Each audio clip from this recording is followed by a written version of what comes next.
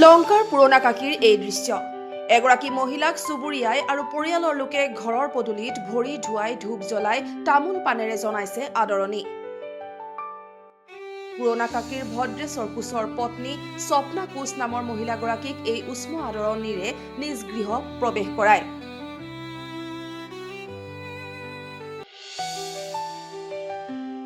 উল্লেখ্য যে 2023 চনত ঘৰৰ পৰা নিৰুদ্দেশ হৈছিল স্বপ্না কোচ। ডিমেনচিয়া ৰোগত আক্ৰান্ত মহিলাগৰাকীয়ে মানসিক ভাৰসাম্য হেৰুৱাই তেজপুৰ, গুৱাহাটী আদিকে ধৰি বিভিন্ন স্থানত অনাই বনাই ঘূৰি ফুৰি পৰৱৰ্তী সময়ত সুদূৰ আহমেদাবাদ পায়গৈ। পৰিয়ালৰ লোকে বহু বিচাৰ খোচাৰ কৰি কোনো সুংসূত্ৰ উলিয়াব নোৱাৰি কাকী আৰক্ষী চকীত নিখোজ হোৱাৰ এক গোচৰ ৰুজু কৰে। প্ৰায় 2 বছৰ ধৰি সন্ধানহীন হৈ থকা স্বপ্না কোচৰ সন্ধান লাভ কৰে গোলাঘাট দেৰগাঁৱৰ ইউনিভাৰ্চেল ষ্টাৰ অৰ্গেনাইজেশ্যন নামৰ এটা বেচৰকাৰী সংস্থাই। ইয়াৰ পাছতেই কাকী আৰক্ষী থানাৰ লগত যোগাযোগ কৰি বেচৰকাৰী সংস্থাটোৰ অধ্যক্ষ অন্যান্য ফুকন আৰু কাৰ্যবাহী বিষয়া ময়ূৰদীপ ফুকনৰ নেতৃত্বত মহিলাগৰাকীক আহমেদাবাদৰ পৰা উদ্ধাৰ কৰি আনি পৰিয়ালৰ লোকক চমজাই দিয়ে। ইফালে প্ৰায় 2 বছৰে মহিলাগৰাকীৰ কোনো সন্ধান লাভ নকৰাত মৃত্যু হোৱা বুলি সন্দেহ কৰি পৰিয়ালৰ লোকে ধৰ্মীয় নীতি নিয়ম অনুসৰি সেৱা সকাম কৰাৰ যোজা কৰি থকাৰ সময়তে মহিলাগৰাকী জীয়াই থকাৰ খবৰে পৰিয়াল আৰু গাঁওবাসী স্বাভাৱিকভাৱে আনন্দিত হৈ পৰে আৰু মহিলাগৰাকী সুদীৰ্ঘ 2 বছৰৰ পাছত গৃহ প্ৰৱেশত পৰিয়াল আৰু গাঁওবাসীয়ে এনেদৰে আদৰণি জনায়।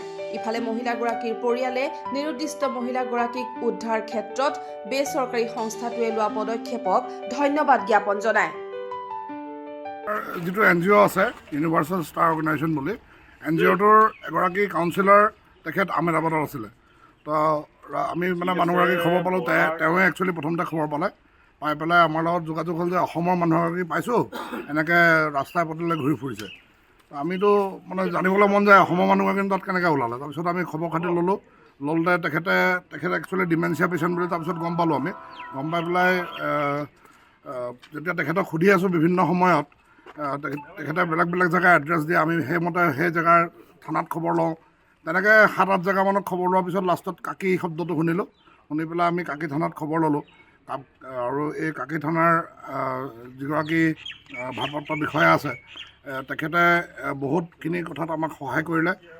আৰু একচুৱেলি ৰিপৰ্টটো পুৰণা কাৰণে হেৰাই যোৱাৰ নিচিনা হৈছিলে। লাষ্টত সেই ৰিপৰ্টটো পাই পেলাই চিনাক্তকৰণ কৰিলে প্ৰকৃততে বাইদেউ ইয়াৰে হয় বুলি। আৰু ইতিমধ্যে আমি তেখেতৰ সহযোগত ঘৰৰ মানুহৰ লগত কথা বতৰা পাতিলোঁ।